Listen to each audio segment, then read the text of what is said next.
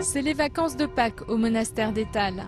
Mais le calme de cette Bavière de cartes postales est trompeur. Dans ce couvent bénédictin, des viols d'enfants en série ont eu lieu au moins jusqu'au milieu des années 80. Pour répondre aux soupçons de dissimulation, les religieux affichent ici leur intention de jouer la transparence. Le cloître a reconnu une vingtaine de viols à l'internat, mais selon la presse, plus d'une centaine d'enfants au total auraient été maltraités. Des cas plus récents font l'objet d'enquêtes judiciaires et un moine qui s'occupait du club de randonnée a reconnu qu'il consultait des images pédophiles sur ordinateur. Face au scandale, la direction veut montrer qu'elle agit.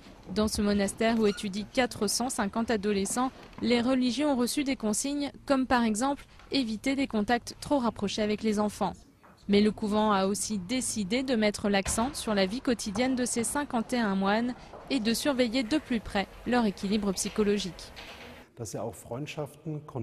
Qu'il y ait des contacts, des amitiés avec des personnes en dehors du cloître, c'est important pour l'équilibre de l'âme d'un moine, pour qu'il n'y ait pas des dérapages qui puissent conduire à des abus. Pour recueillir les témoignages de victimes, le couvent d'Étal a mis en place des interlocuteurs. Les représentants des victimes insistent pour laisser d'abord la justice jouer son rôle en toute indépendance. Naturellement, les cas les plus récents doivent être transmis au procureur.